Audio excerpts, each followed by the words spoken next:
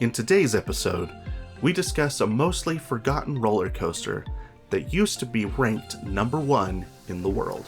Welcome to Airtime Traveler.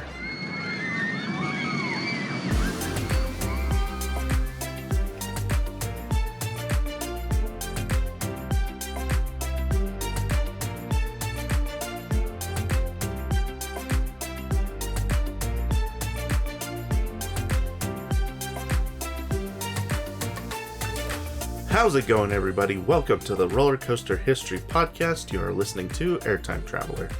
My name is Nathan Grace, and as always, I'm joined by my wife and lovely co-host. Hey, I'm Haley Grace. And thank you for tuning in to episode 45 That's of the a big podcast. one. Yeah, we're closing in on 50. That's pretty cool. Yeah. I'm excited for 50. Okay, so when is this? 50 must be like sometime in September, I guess. So I'm excited. I've already got it. I know we've said this already on the show before, but I've already got episode 50 planned out. So it's a big one. I'm excited. Yep, it'll be a fun one. Yes. So, but for today, we are at episode 45. So thank you for tuning in if this is your first time listening to the show. So I don't think we got a lot of small talk for today. So we're going to Hershey in 2 weeks. Yeah. So we leave for that trip in 2 days. So things are a bit crazy. Yeah, here. we have a wedding in the family before that, and then there'll be, fun stuff afterwards, and so we'll do Hershey Park after the wedding. So Parker's really into trains, so we're gonna go ride a train with my family, and it should be fun. So things are crazy right now, but we're getting this recording squeezed in amongst the craziness before we head out of town. Because we love our fans, and we got to get these episodes out for you guys. So we already have planned it. Our next episode we're gonna be recording on the road, which we've never done before. So not on the road. We're gonna be at my parents' house. That's what I mean. We won't be in our normal quote unquote recording studio. So that should be different. So but we've never done that before, so that'll be fun. But we're doing it so that we can get you your next episode on time and as scheduled. So yeah, should be a good time. Well, like I said earlier, if this is your first time tuning in, welcome. Here at the Roller Coaster History Podcast, usually we do roller coaster history, but don't do the history of the roller coaster in general. We'd like to take one roller coaster and do a deep dive into the history of that individual coaster. And I am a coaster enthusiast and have been for a long time. My wife Haley is a member of the GP, or the general public. And so I'm here to do the research and to tell the stories.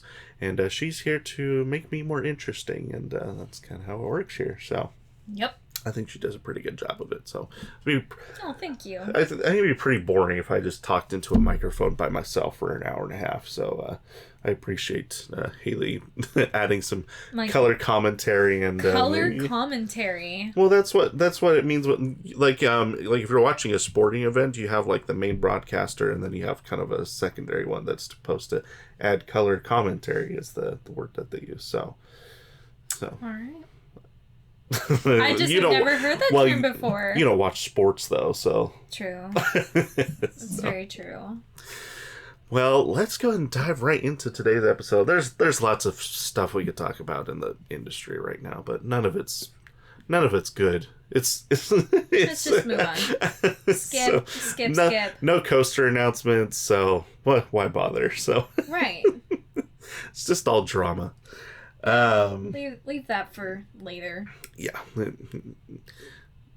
It's all negative. We don't need negative. So let's bring in the positive. Yeah, we'll dive right into our show today. So for today, we are going to be talking about a coaster at Worlds of Fun, which this is our second Worlds of Fun episode. But the last time we did Worlds of Fun, Haley had not been to the park before, and now she has. It's true. So this is a coaster Haley has been on, which... for those of you that listen know that sometimes it's 50-50 whether the coasters we talk about Haley's been on or not. So it's fun whenever you get one that Haley's been on.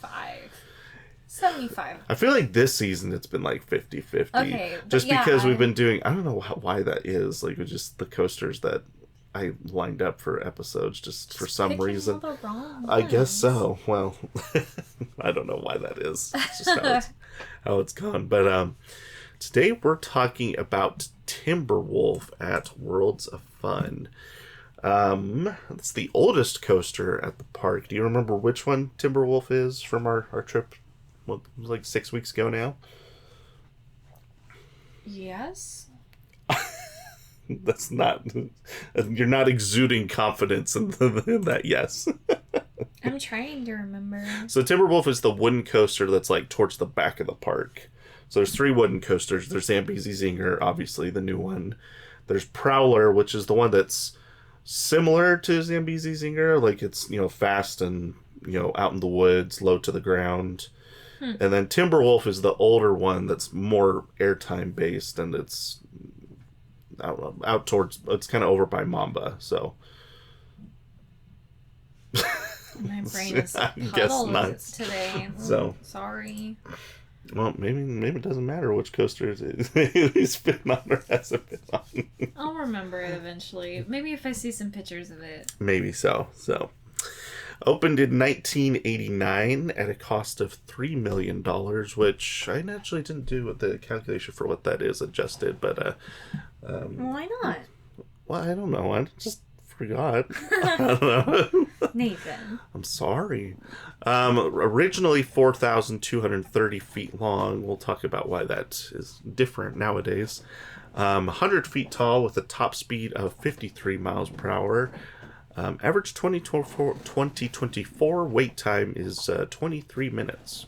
So it's not too shabby for a coaster of its age. So in the CoasterBot rankings, it ranks at 287 in the country, which is pretty low. It's easily the lowest we've done this season, and probably one of the 5 lowest coasters we've done an episode on so far. So interesting. It ranks below coasters such as Outlaw at Adventureland, Great American Scream Machine at Six Flags Over Georgia, and Hoosier Hurricane at Indiana Beach. I've never been to any of those.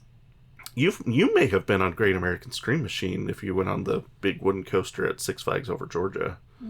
So that was a long time ago.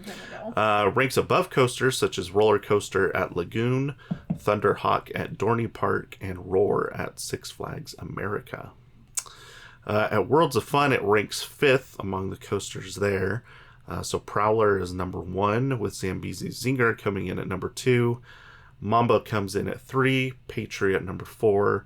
Then that puts Timberwolf at 5, and then Spinning Dragons and Boomerang come in after that. So. Okay. Review of the name. I do really like the name, especially it's a really good name for a wooden coaster because it's kind of got the double meaning with the Timber Wolf, but since it's a wooden coaster, with having timber in the name, it's just I think a clever name that ties into the fact that it's a wooden coaster as well as picking. Well, that's not exactly what I was going for, but. Wolf howls. Does it howl? Yes, a wolf howls, yes. So it howls. The coaster howls? Yeah. I feel like wooden coasters howl. Sure they do. It's not the word I would describe it as. I would steel coaster. I would say steel coaster. I would say steel coasters howl more than a wooden coaster. Wooden coaster's just clacking and rumbling. Sure. I just like timber because timber means wood. I know. So but Timberwolf. Wolf is a house. Well, it's in the Wild West section of the park, so they just picked an animal that makes sense for timber. I don't know.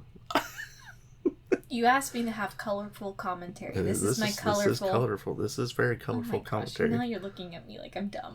Not looking like you like you're dumb. I think this is a nice logo too. This is a refreshed logo from the original one.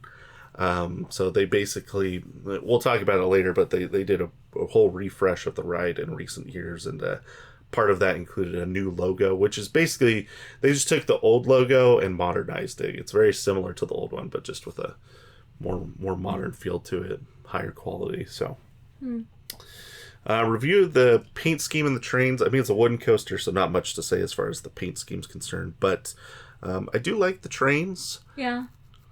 So it is interesting. Some wooden coasters, and some coasters in general, they will do different colored trains to try to differentiate which train is which for the ride operators.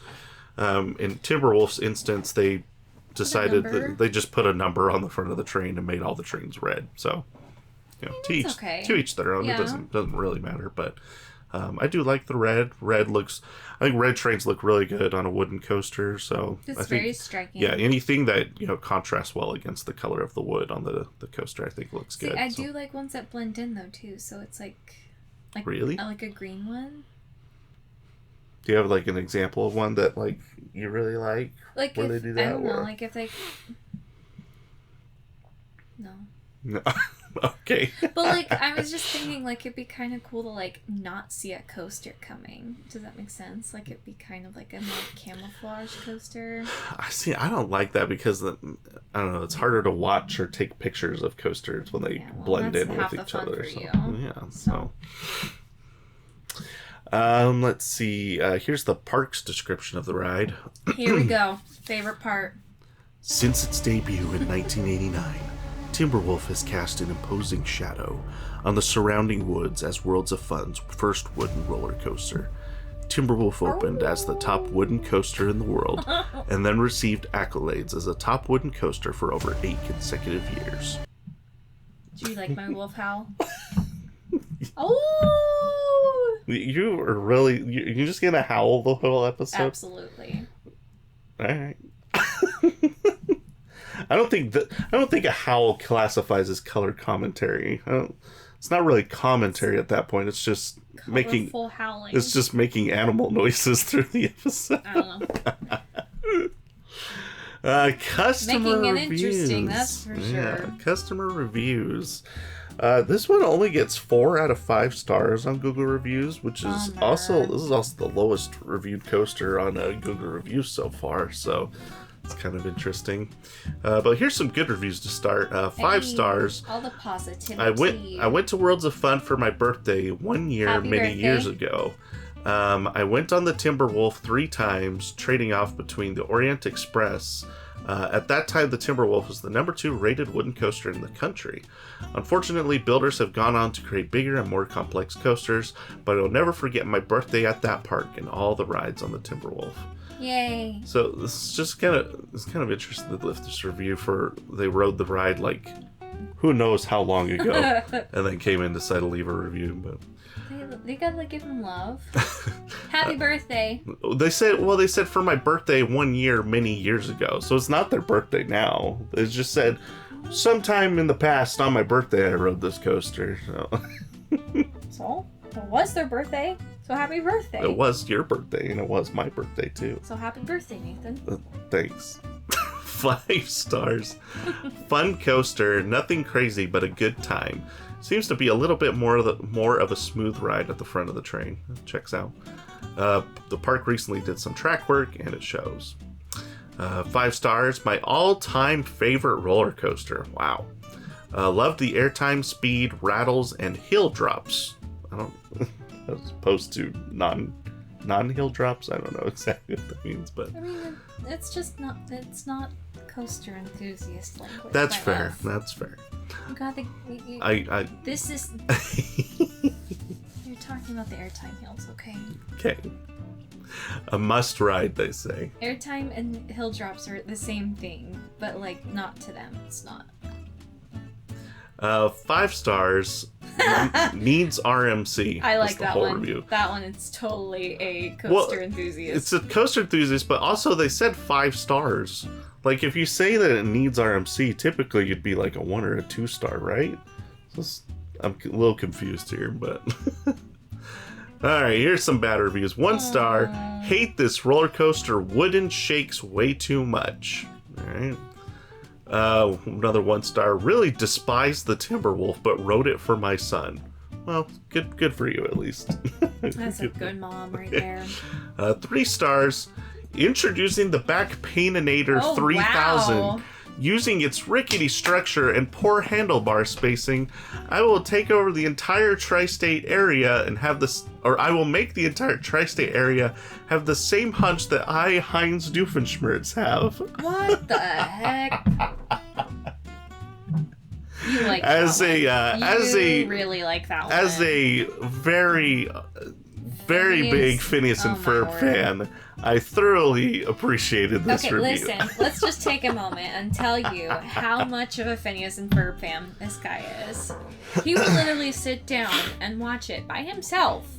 Oh yeah, I don't like put it on for the kids. I like if I have totally watch it for yourself. Yeah, I like if I have some free time and I'm like not in the mood to like play a game or you know whatever. If I just want to sit there and listen to a show, unabashedly, I will turn on Phineas and Ferb as my show of choice. He will laugh out loud on a lot of It still makes me laugh. It's just my sense of humor. It is majorly your sense of humor, and it's just I think it's my sense of humor because I started watching that show. When did that show start?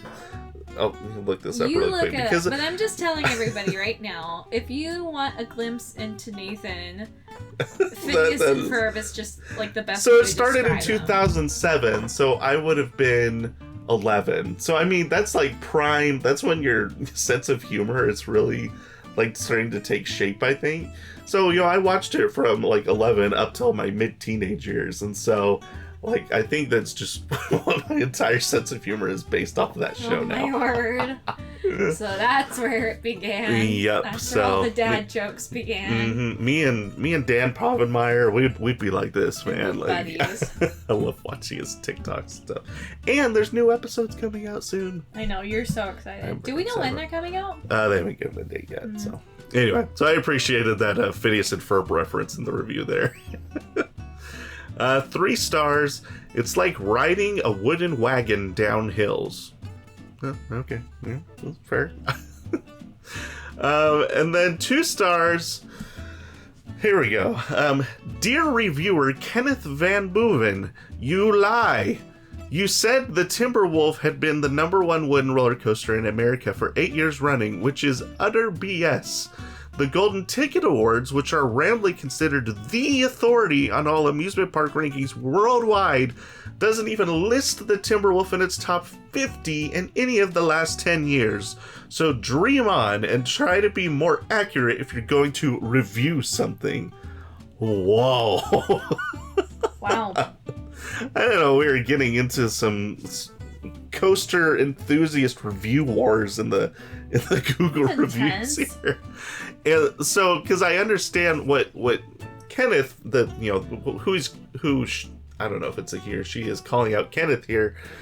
They're calling out Kenneth because Kenneth said that it was the #1 wooden roller coaster in America for 8 years running, which is true when it was first built. That's what Kenneth was saying. Nowadays, it's not even close to the #1 in the country. But Kenneth was saying when it was built, that's what it was. And I guess this individual misunderstood what he was saying and just decided to totally call out and trash him in the reviews of Google, and then also leave a 2-star review. The internet's a wild place, man. Like, it's total. People don't have. I wish I would have half the time that these people have. It's an unbridled wasteland at some points. Like, just people can do whatever the heck they want and have no consequences in most cases. So, that is something else. So, well, there's our very interesting customer reviews for today. Awesome. There's some good ones, and it only had like 120 reviews to sort through, where some of these other ones I do have thousands, and I found some pretty good stuff for only 120 reviews in there. So, well, there is our introduction to Timberwolf at Worlds of Fun. Let's talk about the history. So let's go back to 1973.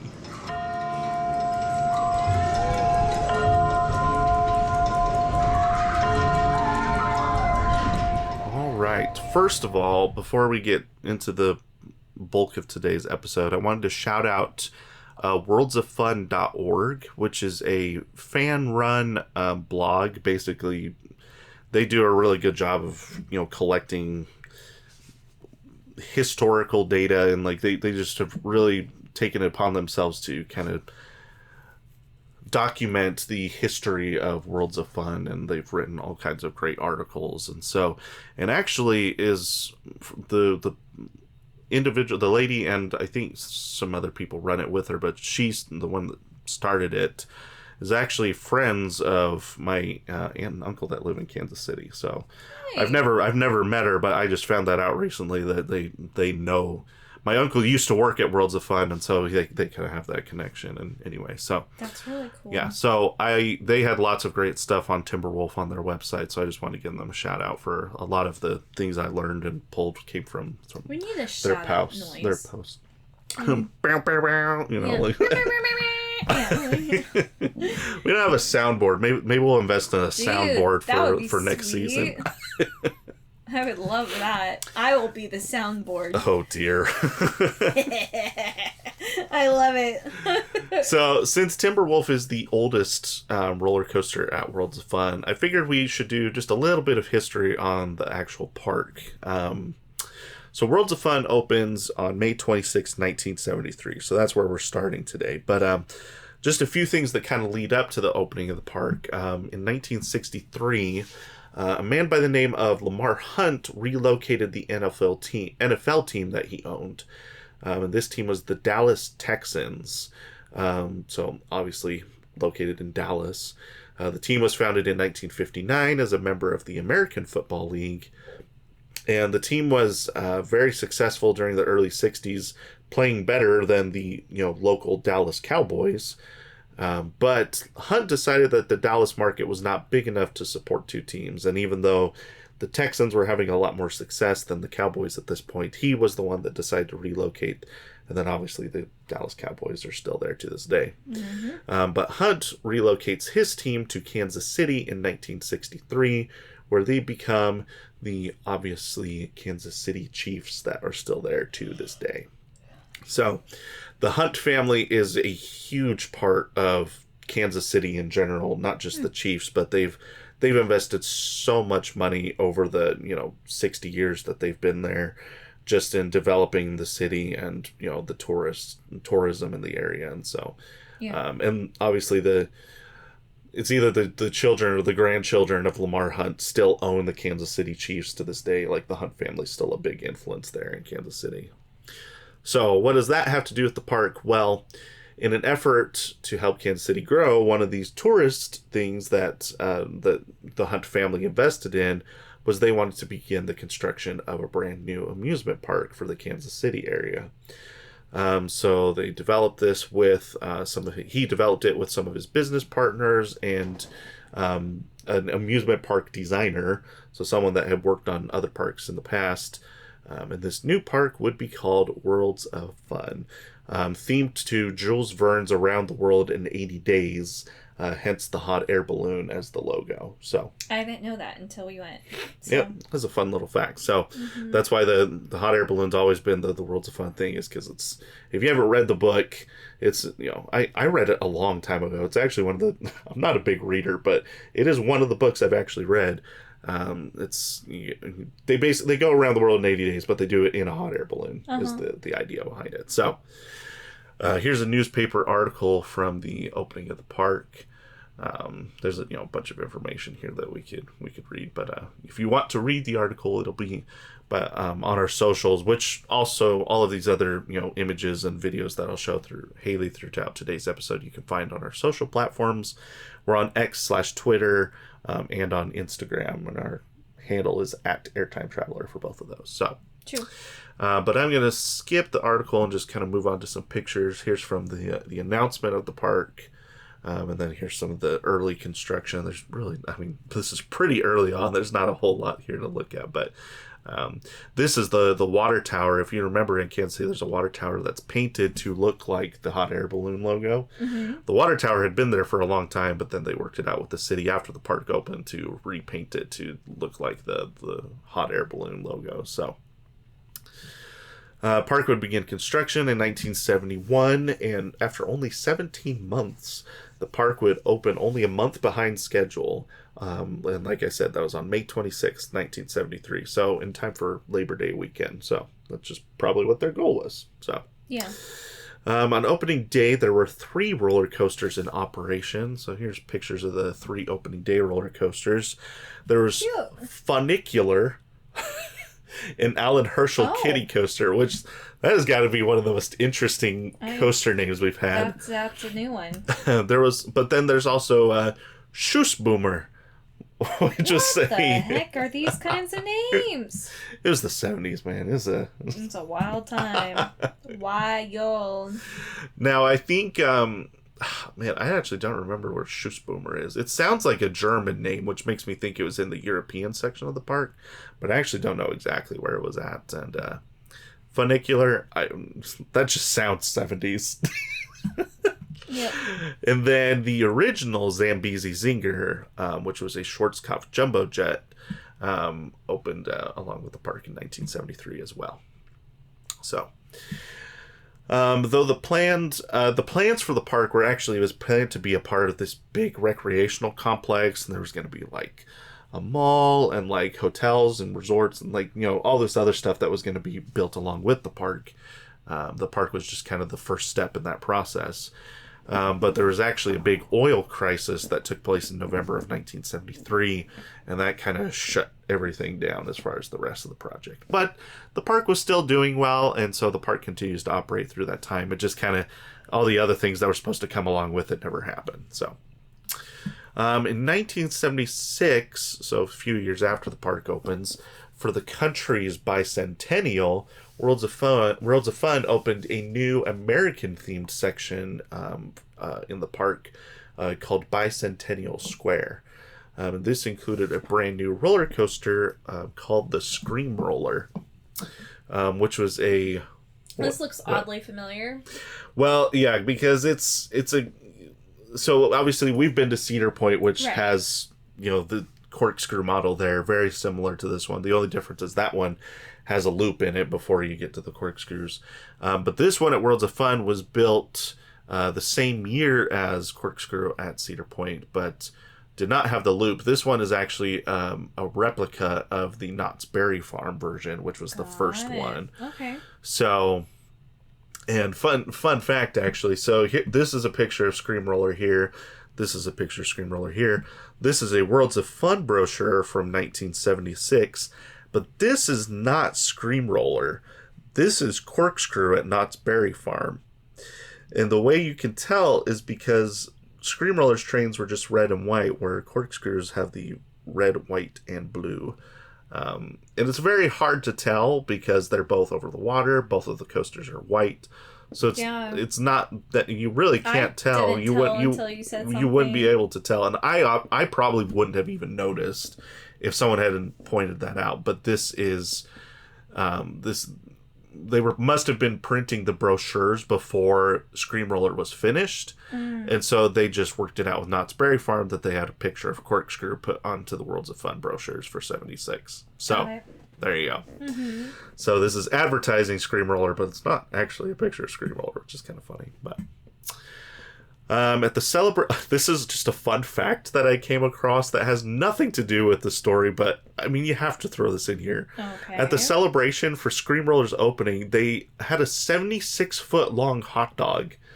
What the heck? That's so long. Like, why? Because it was for 1976 was the bicentennial for 1776, so there was a 76-foot long hot dog. I don't know. That's a weird one. How do you? I mean, I guess you just cut that up into like 76 pieces for people to eat, right? Like that's what even super random. How do you even cook that? I don't know. Don't even know. Oh, that is funny. So 4 years later, in 1980.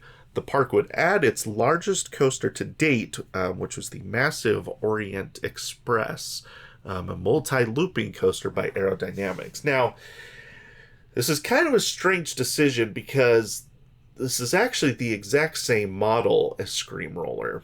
The difference is, in those 4 years from 1976 to 1980, Aerodynamics was just continuing to develop this model and make it better and better. Right. And so by 1980, when they construct Orient Express, it's way bigger, has 4 inversions compared to the 2. Orient Express even has these interlocking loops, which is really cool.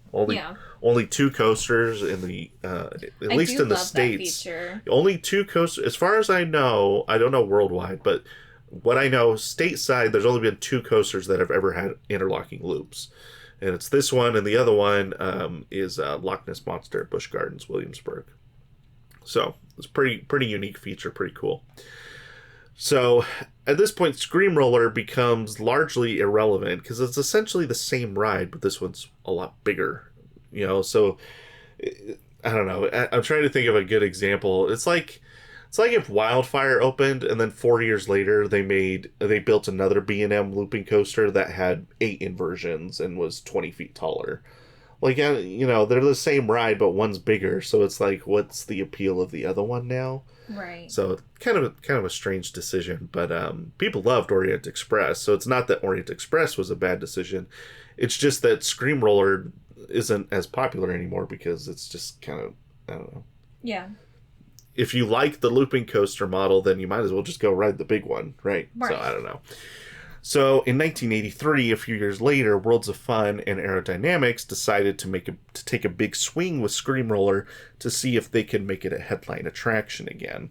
And the way they did this was Aerodynamics had designed stand-up trains for the coaster.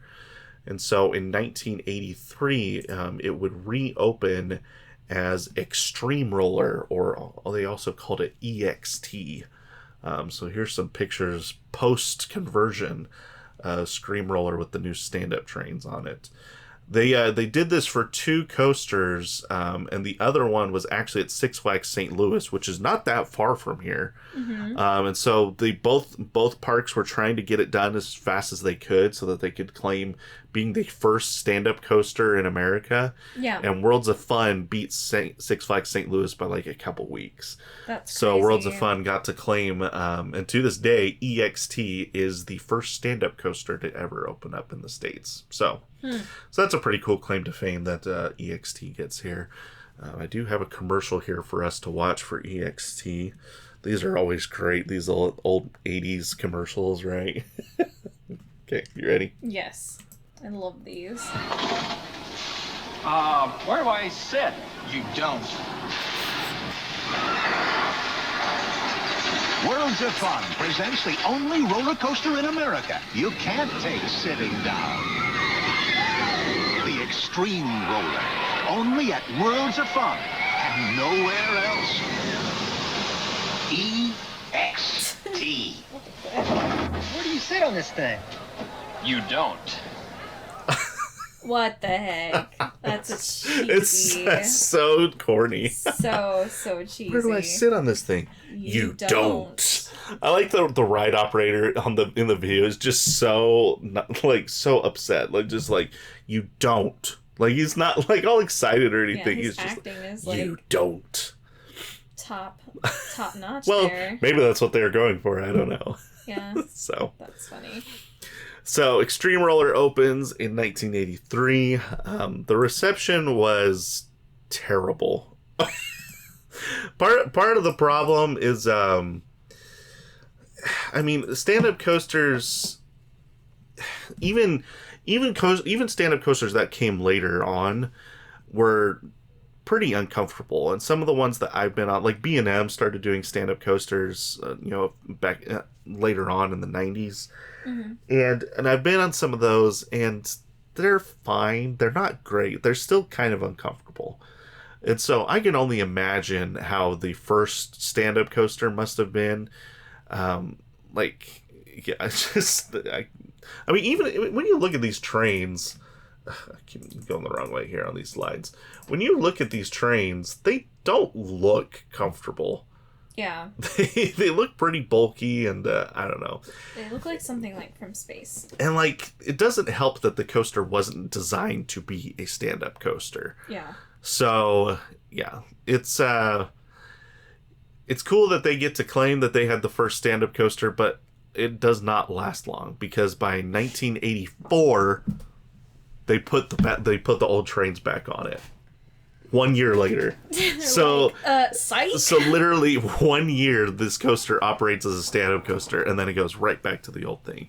What's weird though is when you look at pictures of the ride, you can tell whether it's post stand-up or whether it's Screamroller or Extreme Roller, because so these pictures, for example, have the old trains on it, but it has the new blue paint scheme. They painted it blue when they converted it to a stand-up coaster. So these are post Extreme Roller, and they kept the name too. So it goes to Extreme Roller, and then after they put the sit down trains back on, it stays Extreme Roller until they close it down. So anyway, this coaster's had an interesting life. So obviously, opens in 1976 is one of the first coasters to go upside down. By 1983, it's converted into something else, and it's terrible. So a year later, it gets converted back to what it used to be. It's just craziness all around. So old trains get put back on. The old stand-up train is still in storage and was actually obtained by the American coaster enthusiasts. Yeah. So Ace has the old stand-up train in storage somewhere. I have no idea. I just saw they auctioned it off. I doubt it. So I just saw that Ace got a hold of it. I have no idea what they've done with it, but it seems like something that they should put in like the roller coaster museum when that opens up. Yeah, so would that would be cool. right? But and maybe Ace will donate it. Who knows? But so EXT operated until 1988 when it was finally closed down and sold to a park in Taiwan. And I think it operated in Taiwan till like 2007 and then was scrapped. So now Worlds of Fun has a decision to make. What would replace EXT? Now, despite being in operation for 16 years at this point, the one thing Worlds of Fun had not built was a wooden coaster. It's largely due to the fact that at this point in coaster history, there's not really a lot of wooden coasters being built at all. So we did an episode about the racer at Kings Island way back in season 1. And if you remember that episode, we talked about how coasters in general were kind of dying out until the racer gets built, and then the racer shows up on that episode of the Brady Bunch that they did at Kings Island. And after that, the coaster industry just booms in the 1970s. Which is so cool. And so the racer kind of saves the coaster industry, this big wooden coaster that's still at Kings Island to this day. But just a few years later is when Corkscrew at Knott's Berry Farm, which we were just talking about, that opens, and all of the amusement parks are like, whoa, we got to get one of those coasters that goes upside down. And so through the late 70s and into the 80s, wooden coasters kind of start to die as looping coasters become bigger and bigger and are being built all over the place. As is obvious by Worlds of Fun having bought 2 of them from 1976 to 1980. So you can imagine other parks are doing the same thing, buying these looping steel coasters. And so wooden coasters are just not really a thing. So by this point in 1988, there are actually less than 100 wooden coasters still in operation nationwide. That's wild. It's pretty crazy. That's not a lot, really. I mean, you think we have, 50... was one? Jackrabbit. I mean, Kennywood had... Because ours is cool. Let's see. Kennywood had 3. Kennywood had 3. They had Racer, Jackrabbit, and Thunderbolt at this. So 3 of those 88 are at Kennywood. We cool. If you haven't listened to the show before, Kennywood is Haley's home park. She's from Pittsburgh. Gotta represent. So, yeah, there's not a lot of wooden coasters. I mean, less than 100. That means 2 per state. Less than 2 per state in the country. So, it's pretty wild. Now, Worlds of Fun general manager at the time, John Hudacek, and other park officials had spent time traveling to other parks in the country to get inspiration for this new coaster they wanted to build. And on November 10th, 1988, Worlds of Fun would officially announce Timberwolf, a 53-mile-per-hour wooden coaster constructed by the Din Corporation.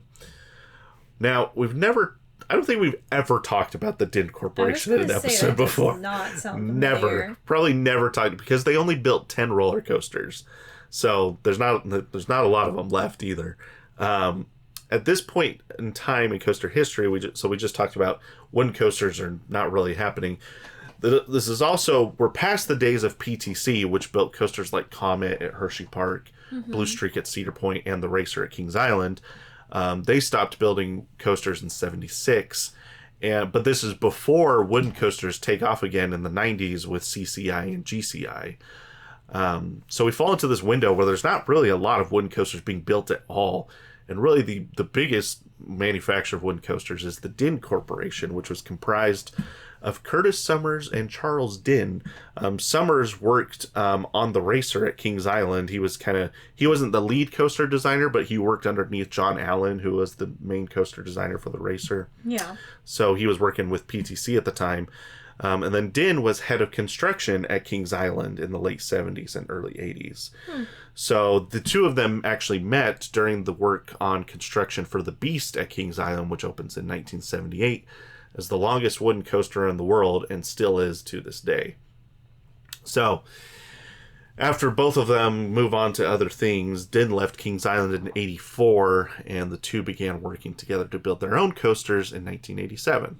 So Timberwolf was their third project that they worked on together, the first two being Wolverine Wildcat at Michigan's Adventure and Raging Wolf Bobs at Geauga Lake, which doesn't exist anymore. We talked about Geauga Lake in our Dominator episode, doesn't exist anymore, so obviously Raging Wolf Bobs went the way of the way of the land with Geauga Lake. So The way of the land. Okay. So the name for the coaster was chosen from a Name the Coaster contest, which seems to be how all coasters were named back in the 80s. How are we gonna name it? I don't know.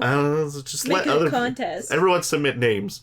Now that was done recently. Six Flags Over Georgia just did that with their water coaster that they're opening later this year. So, but that's not really a thing that happens much anymore. I think they just leave it to their marketing department to figure out what's the best name. But back in the 70s and 80s, that seemed to be the number one way to name your coaster. So yeah, I don't hate it. I mean, it gives you free ideas, right? Like you're not paying people to submit all these names. You just have to pay people to sort through all the submissions, I guess. Yeah. So they chose from 6 finalist names. Timberwolf ends up being the winner, obviously. You ready for the other finalist names? Oh yes. Get a load of this. Mad Dog. What? Which is a terrible name. That is a terrible name. High Anxiety. Oh my gosh. What the heck? What a name.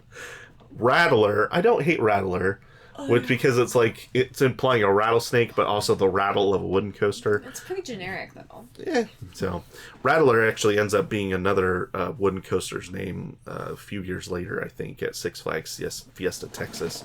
The Maniac. It's fine. And then It. No way. It. That was one of the finalist names. What? It. Let's go ride It. It. Yeah, that's a terrible name. So here's this was during construction, but before the coaster had been the name had been announced. There was this big sign that was on the side of the coaster. It said, "It's twisted, ruthless, roars like thunder, rips through the air, has a snakish spine, wooden legs, 4,230 feet, and a very bad temper. And we want you to call it names." Okay. So there you go. The winner was Mark Pfefferkorn. What a name. I'm sorry. I'm sorry if your name is Pfefferkorn and you're listening to this, but that's a name. That is a name. That's a name. He won 4 round-trip airline tickets and a 33-volume Encyclopedia Brittanica set. Why an encyclopedia? What kind of prize is that? I mean, that tells you the era that we're in. 1989, it was a good prize for winning a contest was an encyclopedia set. Yeah, you win. Well, what's my prize? A new car? No. Even better. There you go. Load these into your trunk. You got an encyclopedia. Oh my gosh. Well, I don't have a bookshelf. Sorry, sir. That is something else. Can you imagine if that was your prize nowadays? No. I would say you can keep it. Honestly, if I were a park official and I had to name the prize or name the coaster contest, I would say your prize is you got to name the coaster. High five. Like, that's your claim to fame now. You know, we'll put your name out there and say, you named the coaster. In my eyes, that's the prize, right? Like, I don't think you need to give them anything else, but whatever.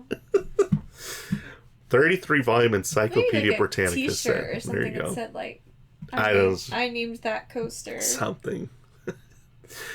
The excitement in the Kansas City area was, you know, among enthusiasts and people that loved the park. It was off the charts.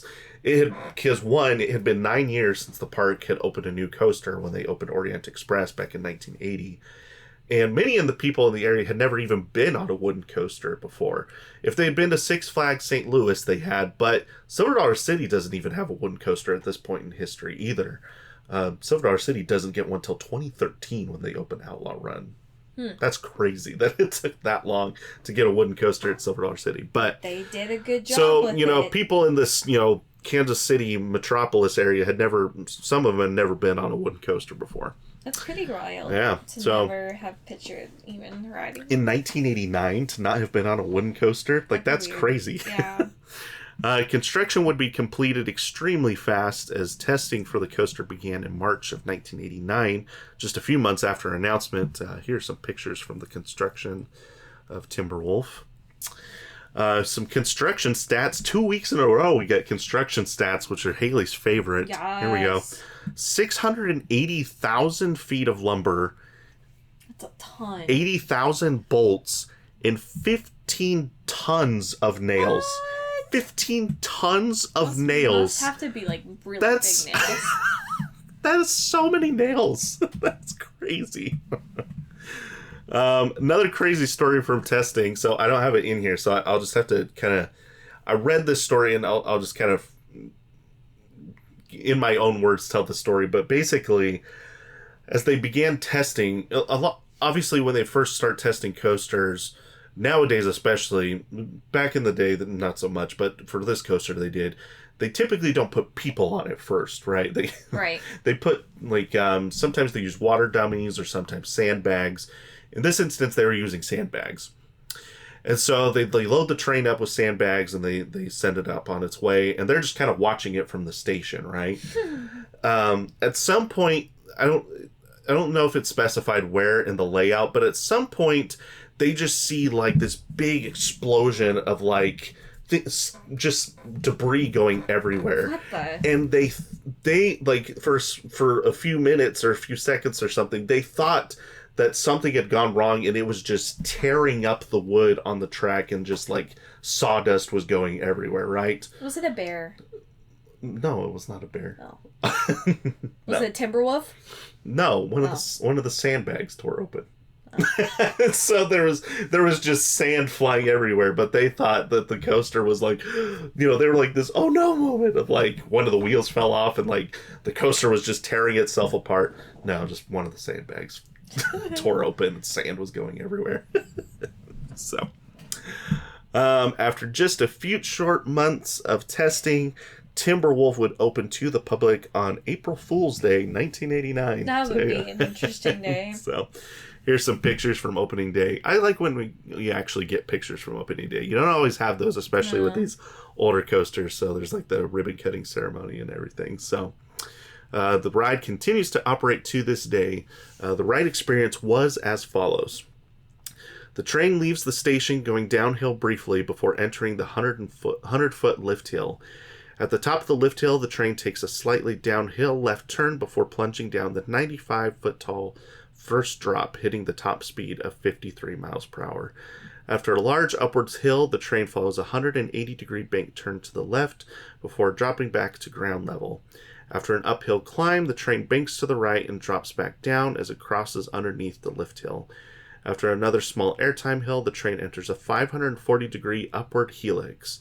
After slowing considerably by the top of the helix, the train dives back down to ground level over an airtime hill and a bank turn to the left.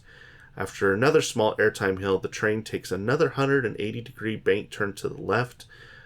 Exiting the turn, the train flies over 2 additional airtime hills, a bank turn to the right, and 2 more small airtime hills before hitting the final brakes. So a lot of airtime hills. Did you like it? I did like your brake noise. So. Oh, I got a commercial for Timberwolf as well. So here we go. You ready for this? Good stuff. Here we go.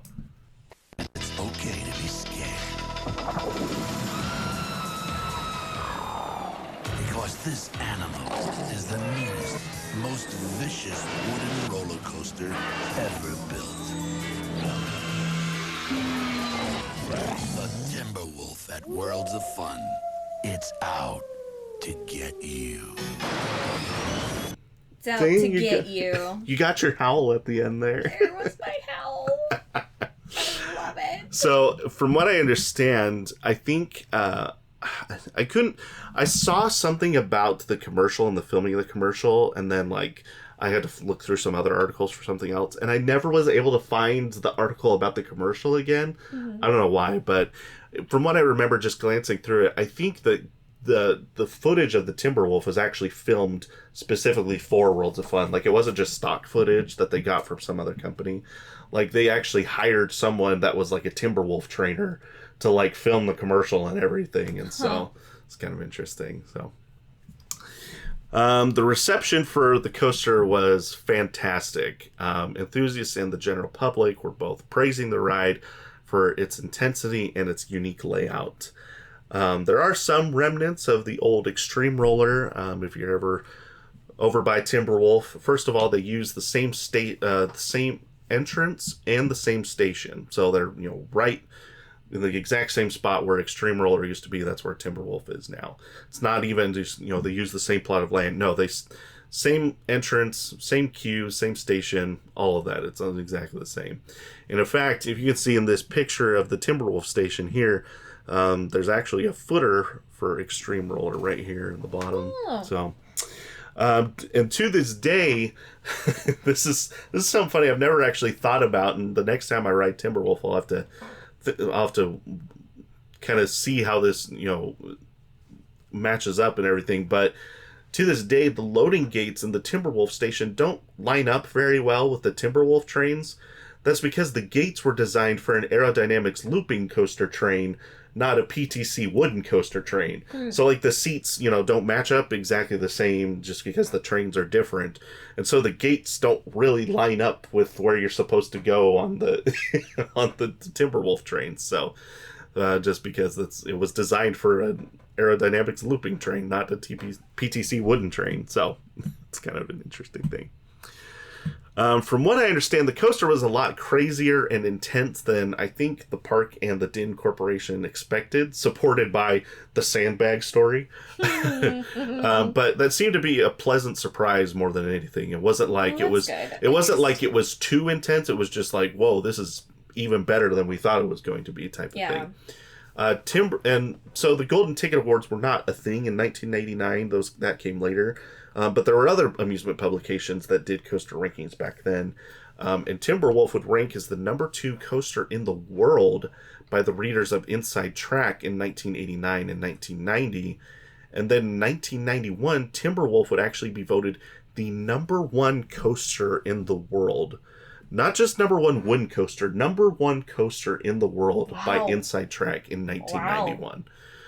Wow. That's really interesting. Isn't that fascinating? It beat out coasters like Viper at Six Flags Magic Mountain, the Beast at Kings Island, and Magnum XL 200 at Cedar Point. Like, coasters that should have easily been, in the running for number 1, and Timberwolf beat them out in 1991. It's just that cool, man. And so they had this big sign, and that they put outside the park, Timberwolf number 1 in the world.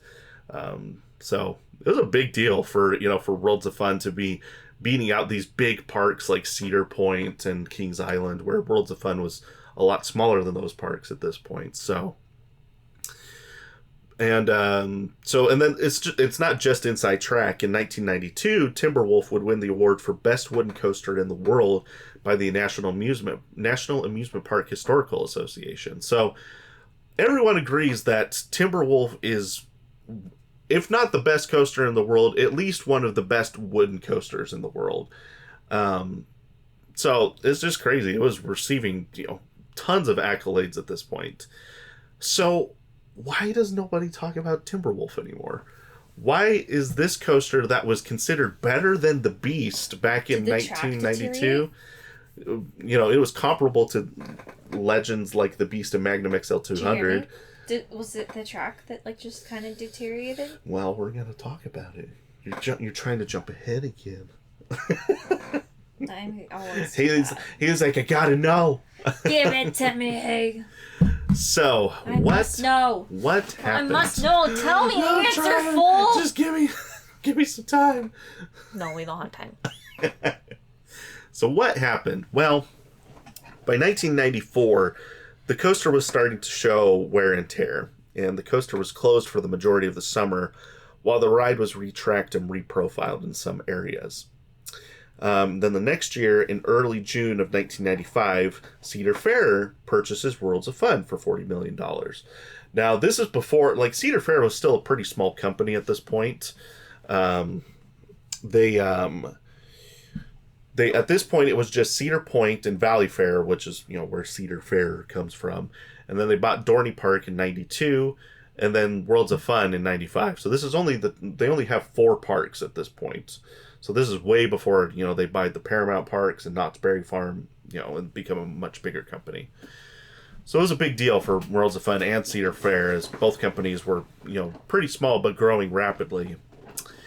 And then we don't talk about this a lot, but it's important for our story today because there was an accident that happens on the coaster in late June of 1995.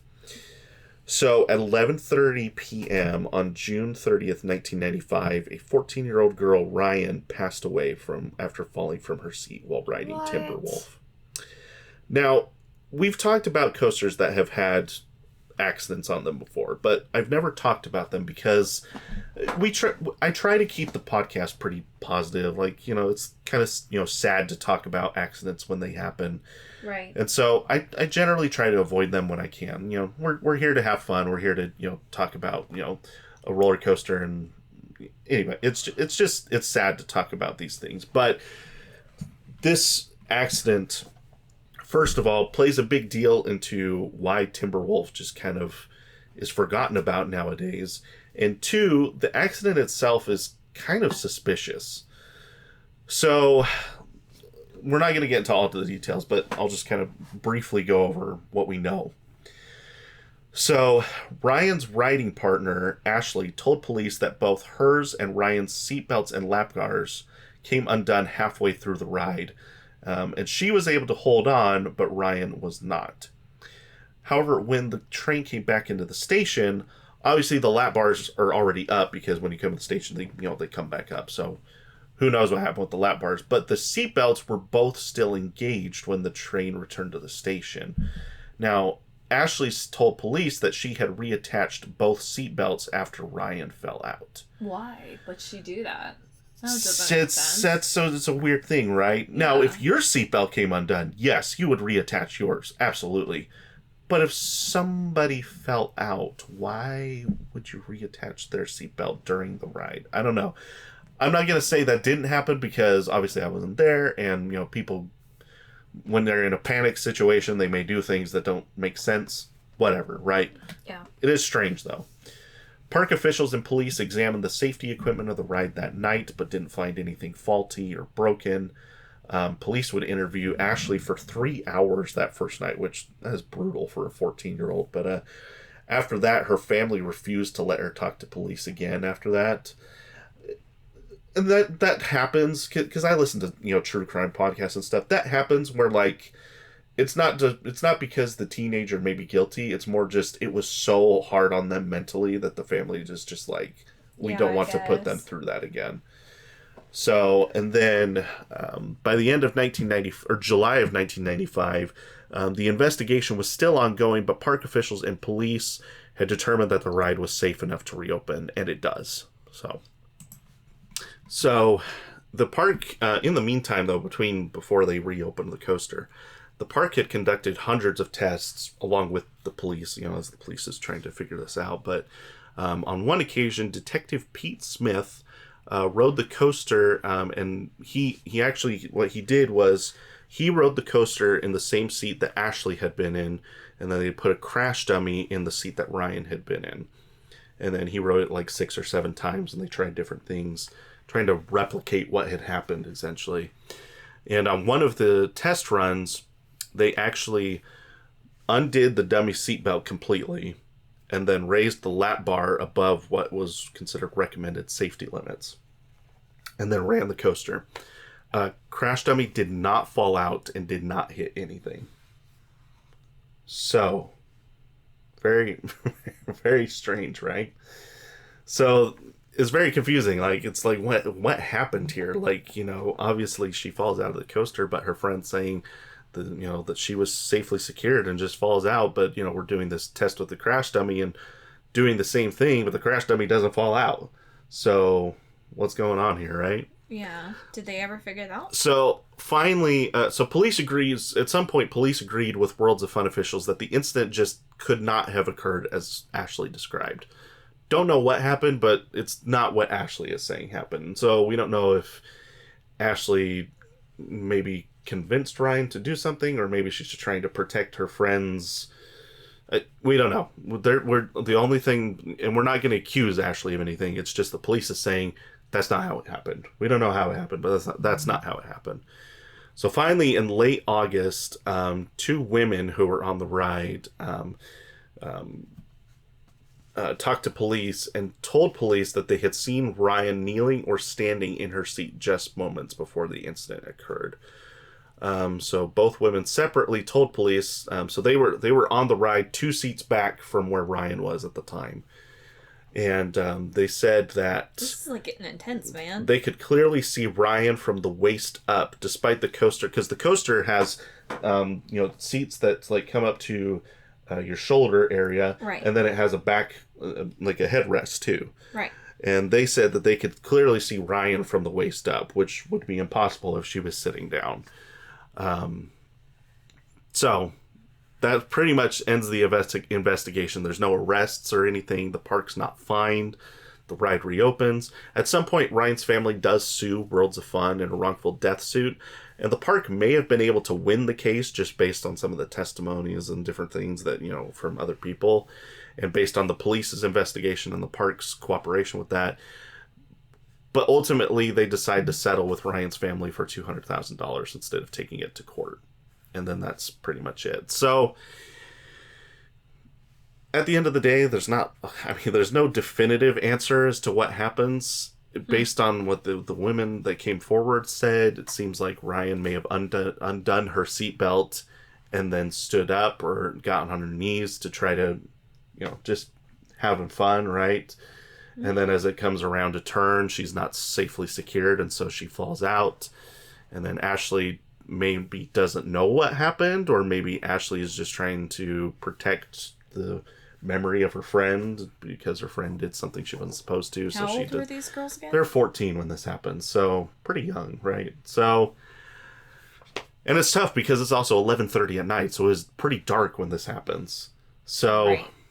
I don't know. It's a tricky thing, and at the end of the day, nothing. The coaster reopens. Worlds of Fun's not accused of anything. Well, they are accused by some people, but there's no fines, there's no arrests, whatever. It's a bad thing that happened, right? Yeah.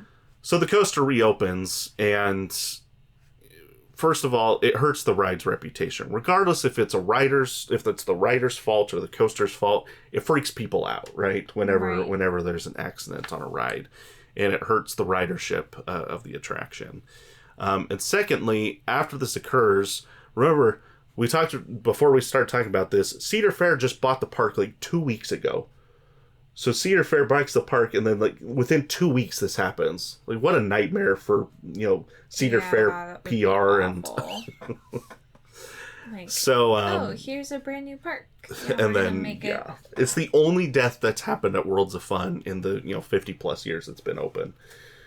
So, and Cedar Fair walks right into it. So, Cedar Fair freaks out, and shortly after the incident, there were actually trim brakes installed on the first drop of the coaster. So you can kind of see them in this picture here. And then you can see them really well on this POV video here with the circled in red. So essentially slowing down the top speed of the ride and how fast it goes down the first drop, which in turn slows down the entirety of the ride, right? Right. So just to improve the safety, I guess they're thinking, if they slow down the ride, it's less likely for something like this to happen again. Anyway, that's what Cedar Fair's thoughts are at this point. And so those that got to ride both versions of the ride say it was way crazier before the trims were added. And the ride is still good at this point. But, when the Golden Ticket Awards started in 1998, it's ranked as the 8th best wooden coaster in the world. So not too shabby. But 1988 is also the year that the park opens Mamba, the Morgan Hypercoaster, which very good ride to this day, and a lot bigger than Timberwolf. Right. So it's right out, right by the highway. So like people see that from off the highway and like, oh, we got to go to Worlds of Fun and ride this big red roller coaster that opens at the on the edge of the park, and so that takes away from ridership of Timberwolf. And because Mamba now becomes, between Mamba and Orient Express, which I think was still open for a few more years at this point, Timberwolf just kind of declines in popularity. And when that happens, they just stopped retracking it and stopped maintaining it. And it just got so bumpy. The Din Corporation coasters have developed a very bad reputation for aging developed a very bad reputation for aging extremely poorly anyway. Out of the 10 coasters that they built, only 4 of them still remain in operation 30 years later.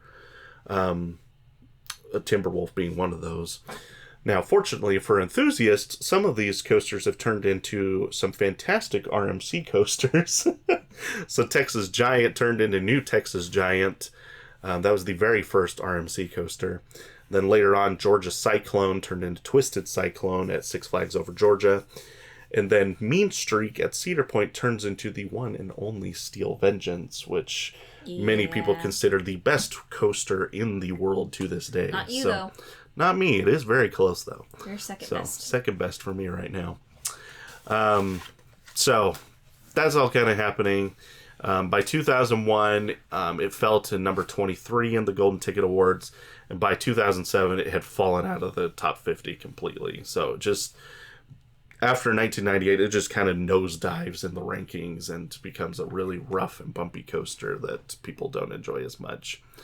Now, 2007, the park also opens Prowler, a wooden coaster by GCI that won the Golden Ticket Award for Best New Attraction of 2007. So Timberwolf is all but forgotten after this new wooden coaster opens at the park, except for die-hard Worlds of Fun enthusiasts. Now, while GCI was at Worlds of Fun for the construction of Prowler, the park did hire them to assist in renovating Timberwolf as well. So that's good. And over the next 10 years, GCI would retrack little bits of Timberwolf at a time, just kind of piecing it together a little, little by little, retracking it till it's going to be good as new, hopefully. Yeah. Now, in 2018, the park completely completed a huge renovation and actually a partial reconstruction of Timberwolf. This project was known as Timberwolf Reborn. Now, what they did for this project, there's a few things they did. One of the things we talked about at the beginning of the episode, they modernized the logo, so took that old Timberwolf logo and refreshed it into something new. But the biggest change was they actually removed, so this 540-degree helix that is towards the middle section of the ride, this helix went up, where a lot of helixes generally go down, right? So you're picking up speed. Yeah, you're picking up speed. This helix actually went up, so you were slowing down as you went up the helix, which is kind of strange. Yeah. It's not unheard of, but generally speaking, you typically want your helix to go down, so you're getting faster and faster. By the time you got to the top of the helix, a lot of people just said that this was like the most boring part of the ride. Like you would just get to the top and you're just kind of crawling, and then you'd go over a drop and the rest of the ride would be a lot better after that. So the park and GCI worked through this, that they actually completely removed this 540-degree helix and replace it with a high-speed banked turn to the right. And so that's what they did here. So here's some pictures of construction. Here's the rendering they did beforehand. Here's what the ride looked like before, and then this is the new banked turn after it opened. So the project finished in May of 2018 and was received really well by enthusiasts and guests. Apparently, I mean, so here's kind of an overhead shot of the before and after the project was completed. Okay. So this section here, they've completely changed. And so with that, that part of the ride is obviously a lot better than it used to be, but the retracking in general has made it a lot smoother than it had been in a long time. I'm not going to say it's as smooth as it was when it opened in 1989, but certainly smoother than it's been since the 1995 incident when they, stopped retracking it and working on it after that point. So, yeah. Also, at some point during this time frame, they actually did remove the trim brakes that were on the first drop. So now it's running back at full speed the way it was when it opened in 1989. So a lot of people are, if there's people that have been riding it from 1989 up until now, say that it's running almost as well as it was back when it opened. And, with the removal of this boring section and this new high-speed curve, some people say it's better than it ever has been in the entire, its entire history. Okay. So that's good. That's great, right? Now, that's the weird thing, though, is did we ride Timberwolf at night? It was like in the late afternoon, probably like 3 or 4. So Prowler is the one we rode at the very end of the day. That's maybe the one I'm thinking of. Yeah, Prowler is the one we rode like 20 minutes before the park closed when we rode Prowler. I'm trying to think about this. I cannot seem to. You said you liked Timberwolf a lot, so because remember we did Zambezi Zinger, first thing in the day, and so you were kind of after the headache you got on Zinger, you were worried about riding some of the other wooden coasters there. Yeah. And so we did Timberwolf kind of after you had a break from some of the other coasters, just in case it gave you a headache. Yeah. And then you said you actually liked it more than Zambezi Zinger, so. That's not hard to do. Sorry, did I say that out? Rude. It's not rude. I'm just saying it as it is. That, Zambezi Zinger was a lot for me. It was a lot bumpier than it should be for a brand new coaster. But we'll talk about that more in our Worlds of Fun trip report at some point. So, okay. But, so yeah, that brings us to 2024, where Timberwolf recently celebrated its 35th birthday, which if you remember when we were at the park, they actually had some exclusive merchandise there for the 35th birthday, which we checked out in the gift shop, and I wasn't crazy about it, so I didn't get anything, but it was cool to be there for, the 35th birthday celebration while we were there, and so 35 years of Timberwolf is pretty exciting. Good deal. So yeah, and that brings us to today. Personally, I don't think the coaster gets as much credit as it deserves. I personally have it ranked. You ready for this statistic that I calculated? Yeah. I have it ranked at 17% higher than the average coaster bot voter. So you're such a nerd. I work with data. What do you expect? Yes, you do. It's funny. So and that's coming from someone that generally ranks steel coasters higher than wood coasters. A lot of wood coasters I have ranked lower than most coaster bot enthusiasts, but this one I have ranked higher, which is kind of interesting. I don't know. It's still bumpy. It's bumpier than Prowler is, or not.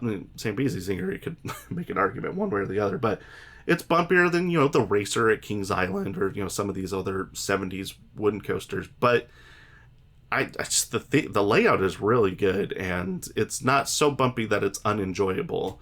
And I don't know.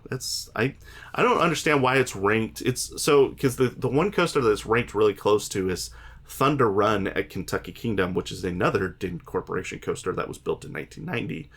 But I feel like Timberwolf has a more interesting layout. It's better maintained. It's just been completely redone by GCI. Yeah. And then they removed the trim brakes. They're just doing all this work on it to make it better, and yet it's ranked almost the same as Thunder Run. So I almost feel like there's people that haven't been on it since the new retrack stuff. Right. And so they're just ranking it from what they remember. I don't know. Why it's not moving up in the rankings. It feels like it should be at least in the 100s somewhere, or the... There's that lady that wore all that Timberwolf garb. I don't know. There's like people that go to Worlds of Fun a lot of time, all the time, love Timberwolf. It's still, I mean, we just saw it's got a 23-minute wait on average this year. So there's a lot of people riding Timberwolf, enthusiast and GP alike. So it can't be that bad if people are still riding it and, giving it 20-30 minute wait times on average. So right.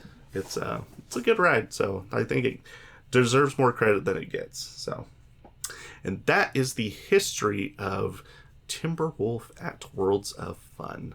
So a coaster that doesn't get talked about much these days. So I thought we'd give it its time to shine here on the show. So especially with the 35th, birthday. Well, I howled, so now it's your time.